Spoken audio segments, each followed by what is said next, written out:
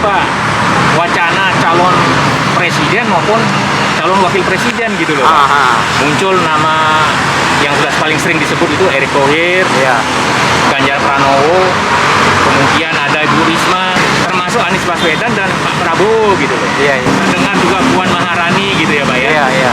Nah, akhir-akhir ini muncul nama Pak Muldoko gitu loh Pak. Iya, iya. Ya sehubungan dengan peristiwa Partai Demokrat ini gitu kan. Iya. Nah, bagaimana nih Pak, Bapak melihat ke depannya siapa yang paling berpeluang atau yang menurut Bapak paling mungkin akan menjadi calon presiden?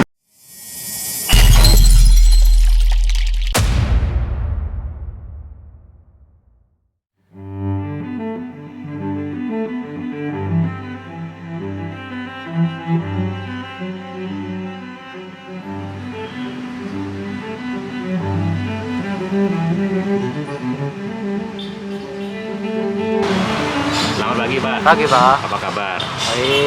Wah, kelihatannya Bapak cerah nih, secerah matahari hari ini ya. Iya, Pak, ya. iya. Sudah olahraga pagi Pak? Udah. Ngapain Pak olahraganya, main tinju atau sepak bola gitu? Enggak. Beres-beres di tempat usaha itu. Jadi itu sih bukan olahraga itu Pak.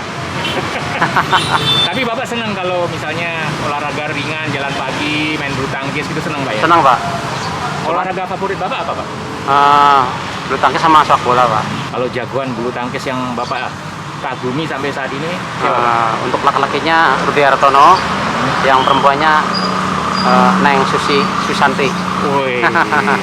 Terus kalau sepak bola jagoannya siapa? Sepak bola kalau untuk lokal atau Indonesianya Ricky Yakub yang almarhum. Terus ke luar negeri? Luar negerinya Ronaldo. Nah, kalau tokoh politik Pak, Politik yang Bapak kagumi siapa Pak? yang saya kagumi ada dua, Pak. Satu Bung Karno, kedua Pak Jokowi. Kenapa Bapak mengagumi Bung Karno? Udah sekian puluh tahun, mungkin ada satu abad lah, orang selalu mengenang beliau gitu. Kita tahu di sejarah itu ya, Bung Karno itu berjuang demi Indonesia sampai berdarah-darah gitu Pak. Itu demi rakyat Indonesia.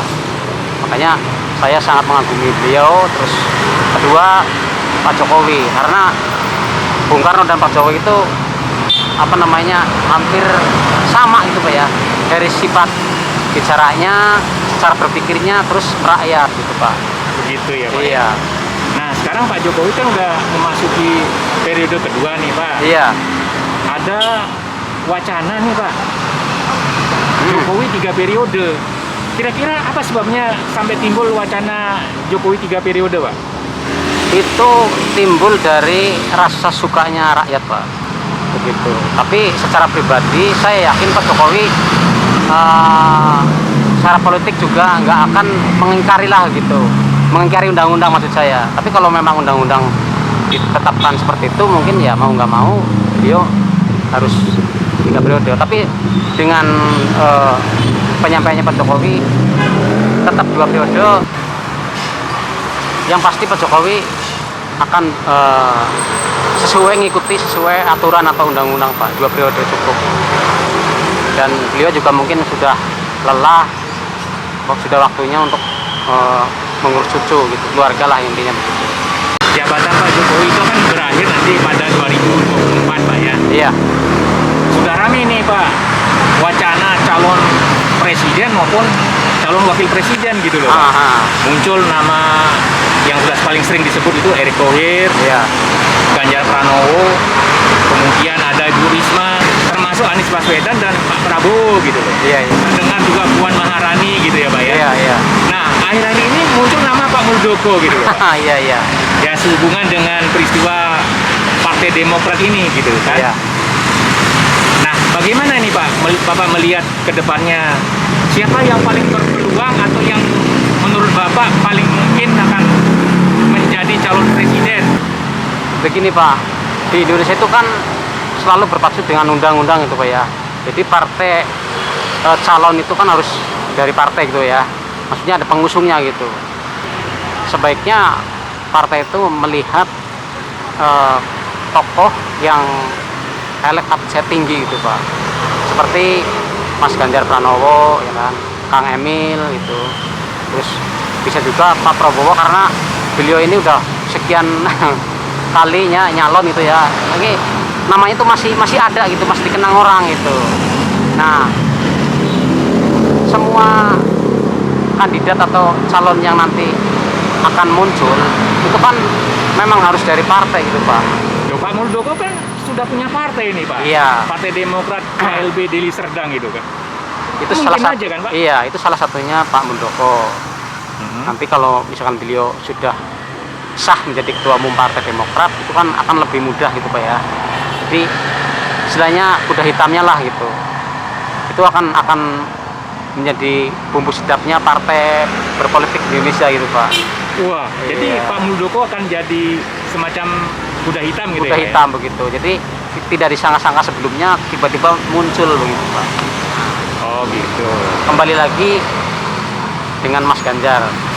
Sekarang Mas Ganjar ratingnya naik, tapi kan nanti pada akhirnya tergantung yang punya kuasa itu partainya Pak. Karena beliau kan kader partai. Sekarang kan yang ratingnya paling tinggi kan Mas Ganjar Pranowo. Tapi lagi-lagi tergantung pada si ibu ketua umum partai, karena beliau kan kader partai Pak. Toh nanti pada akhirnya, detik-detik akhirnya ibu ketua umum Ibu Mega memilih calon lain, ya kita mau bilang apa kan begitu. Tapi secara pribadi saya kalau misalkan Bu Mega akan mencalonkan kader lain, ya sedikit ya jelas kecewa Pak, karena saya tahu Mas Ganjar kan karirnya dari benar-benar dari bawah Pak, ya kan, dari anggota DPR, terus Gubernur Jawa Tengah 2 periode, sekarang sifatnya cara memilihnya sama Pak Jokowi begitu. Tuh nanti pada akhirnya Ibu Mega tidak mengusung Mas Ganjar, ya jelas-jelas mungkin sekian juta orang merasa kecewa begitu Pak. Tapi lagi-lagi ya tergantung nanti Ibu Ketua Umum yang menentukan. Partai itu kan kata orang-orang elit sangat dinamis gitu Pak ya. Jadi yang kita lihat endingnya itu di detik-detik akhir begitu Pak. Seperti itu.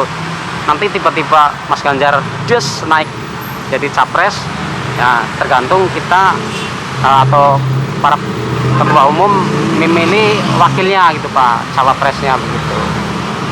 Saya yakin beliau-beliau ini yang akan muncul di permukaan. Kira-kira yang cocok jadi wakilnya Pak Ganjar Pranowo siapa Pak? Kalau misalnya Bu Mega nanti memutuskan PDI Perjuangan itu adalah Mas Ganjar sebagai calon presiden 2024. Kalau mengacu dengan undang-undang kan semua partai harus berkoalisi Pak ya. Nanti yang jelas PDI Perjuangan berkoalisi dengan partai lain, bisa dengan Pak Prabowo, dengan tokoh-tokoh lain seperti Pak Muldoko atau Erick Thohir atau bahkan Pak Ahok. Kita kan belum tahu Pak.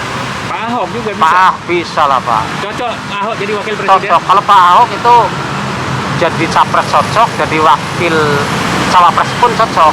Jadi nanti siapapun pendampingnya, saya rasa cocok semua Pak dengan Pak Ahok. Karena beliau itu kan kerjanya jelas, tegas, terus jujur lah intinya begitu.